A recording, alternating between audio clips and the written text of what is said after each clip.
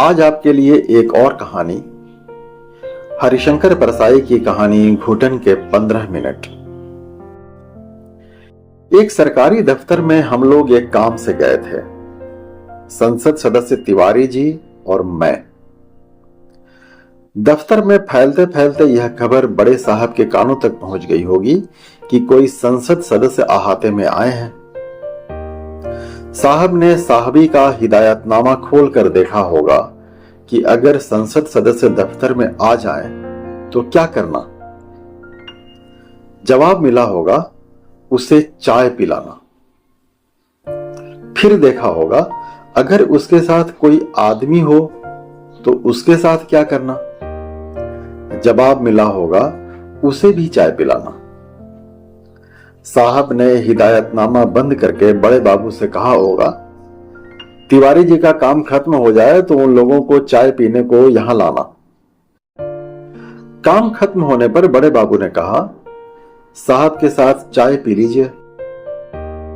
साहबों के साथ औपचारिक चाय पीने का अनुभव है मुझे। उन्हें याद करके मैं बहुत हड़बड़ा गया, मगर सोचा यह अनुभव सुखदायक भी तो हो सकता है।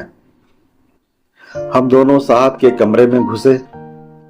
एक निहायत बनावटी मुस्कान फैली साहब के चेहरे पर। यह मुस्कान सरकार खास तौर पर अपने कूटनीतिज्ञों और अफसरों के लिए बनवाती है। पब्लिक सेक्टर में इसका कारखाना है। प्राइवेट सेक्टर के कारखाने में बनी मुस्कान व्यापारी के चेहरे पर होती है। उसे नकली मूंछ की तरह फौरन पहन लिया जाता है। जब जुल्फकार अली भुट्टो के साथ मुस्कुराते हुए सरदार स्वर्ण सिंह की तस्वीर देखता तो चकित रह जाता। भारत पाकिस्तान युद्ध, भयंकर दुश्मनी, मगर यह मुस्कान इस ऊंची क्वालिटी की बनी हुई है कि जिसका जवाब ही नहीं। साहब मुस्कुरा चुके तो हम तीनों के मन में समस्या पैदा हुई, अब क्या किया जाए। चाय तो टेबल पर है ही नहीं, चपरासी लेने गया है। हमने सोचा इन्होंने बुलाया है तो निभाने की सारी जिम्मेदारी इनकी है। वे समझते थे निभाने की जिम्मेदारी हम ले लेंगे। कुछ सेकंड इस दुविधा में कटे। इतने में साहब समझ गए कि यह जिम्मेदारी उन्हीं को निभानी पड़ेगी। बोले, सुनाइए तिवारी जी, दिल्ली में क्या हाल है। यह इतना व्यापक सवाल था कि इसका जवाब सिवा इसके क्या हो सकता है कि सब ठीक है। तिवारी जी जानते थे कि दिल्ली पर बम बरस जाए तो भी उन्हें कोई मतलब नहीं। टका सा जवाब दे दिया, सब ठीक है। साहब को जवाब माकूल लगा। फिर मुझसे पूछा, सुनाइए परसाई जी, साहित्य में क्या चल रहा है। मैंने भी कहा, सब ठीक चल रहा है। बात खत्म हो चुकी। सरकारी अफसर हैं, राजनीति की बात कर नहीं सकते। साहित्य से उनका कोई सरोकार है नहीं। हम तीनों की नजर दरवाजे पर थी। हम तीनों चपरासी की राह देख रहे हैं, मगर चपरासी हम तीनों का दुश्मन है। वह आ नहीं रहा, पता नहीं कितनी दूर चाय लेने गया है। साहब अपनी कुर्सी पर हैं। जब उन्हें लगता है वे बड़े आदमी हैं तो वे सीधे तन कर बैठ जाते हैं, मगर जब तिवारी जी अपनी छड़ी की मूठ पर हाथ रखते हैं तो साहब को एहसास होता है कि सामने संसद सदस्य बैठा है। वे टेबल पर झुक जाते हैं। मैं यह कवायद बड़ी दिलचस्पी से देख रहा हूं। साहब तने, उसी वक्त तिवारी जी ने छड़ी की मूठ पर हाथ फेरा। साहब ढीले हो गए। साहब का ध्यान छड़ी पर है। वे अब छड़ी को ही संसद सदस्य समझने लगे। मैंने अब पेपर वेट उठा लिया है और उससे जी बहला रहा हूं। तिवारी जी ने छड़ी की मूठ पर लगातार हाथ फेरना शुरू कर दिया है और साहब को तनने का मौका नहीं मिल रहा है। साहब ने एक पिन उठा ली है और उससे नाखून के मैल को साफ कर रहे हैं। मेरी बड़ी इच्छा हो रही है कि पिन से दांत खोदूं। इससे दूसरा काम नहीं होता। मैं पेपर वेट रख देता हूं और एक पिन उठा लेता हूं। पिन से मैं दांतों का मैल साफ करने लगता हूं। हम तीनों दरवाजे की तरफ देखते हैं, फिर एक दूसरे की तरफ बड़े दीन नयनों से देखते हैं। हम तीनों को चपरासी मार रहा है और हम कुछ नहीं कर सकते। अत्यंत दीन भाव से साहब तिवारी जी से पूछते हैं, और सुनाइए तिवारी जी, दिल्ली के क्या हाल हैं? तिवारी जी कहते हैं, सब ठीक ही है। मुझसे पूछते हैं, और सुनाइए परसाई जी, साहित्य में कैसा चल रहा है? मैं कहता हूं, ठीक ही चल रहा है, कहीं कुछ नहीं जुड़ रहा है। वे और हम दो पहाड़ियों पर इतनी दूर हैं कि कोई पुल हमें जोड़ नहीं सकता। हम तीनों कगार पर खड़े हैं, नीचे गहरी खाई है, मगर एक दूसरे की आवाज भी नहीं सुनाई देती।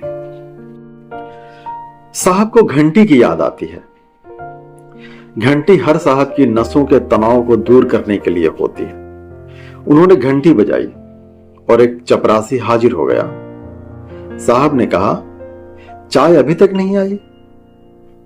चपरासी ने कहा, गया है साहब लेने, उधर के होटल में दूध खलास हो गया था। मारा होटल वाले ने, दूध खलास किए बैठा है। पता नहीं चपरासी कितनी दूर गया है।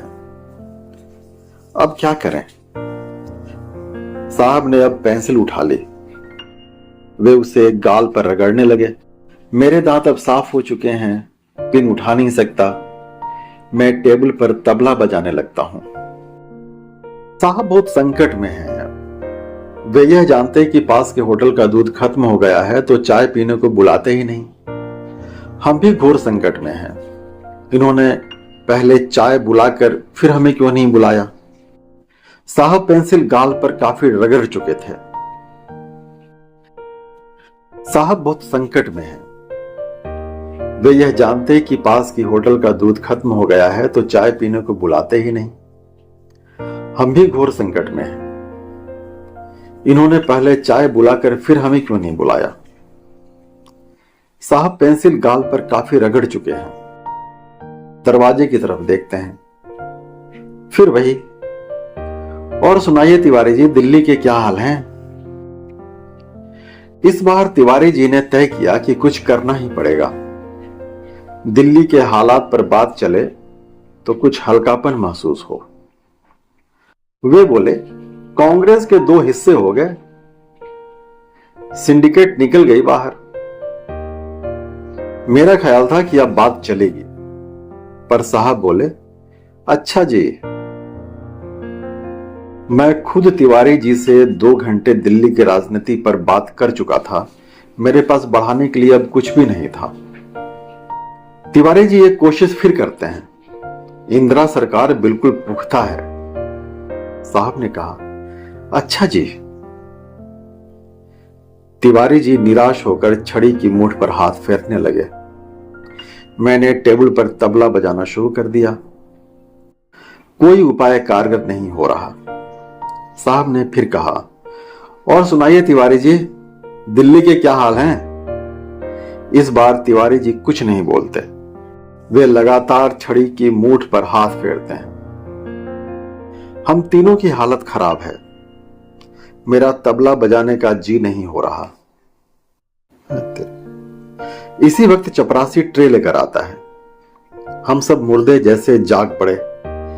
साहब के चेहरे पर पहले ऐसा भाव आता है कि उसे चांटा मार दें। फिर दूसरा भाव आता है जैसे उसके चरण छू लें। मैं खुद गुस्से से भरा बैठा था, मगर उसके आते ही मेरा मन उसके प्रति कृतज्ञता से भर उठा। हमने बहुत फुर्ती से चाय सुड़की। उठे, बोले, अच्छा अब इजाजत दीजिए। उन्होंने फौरन इजाजत दे दी। बोले, अच्छा जी, थैंक यू वेरी मच।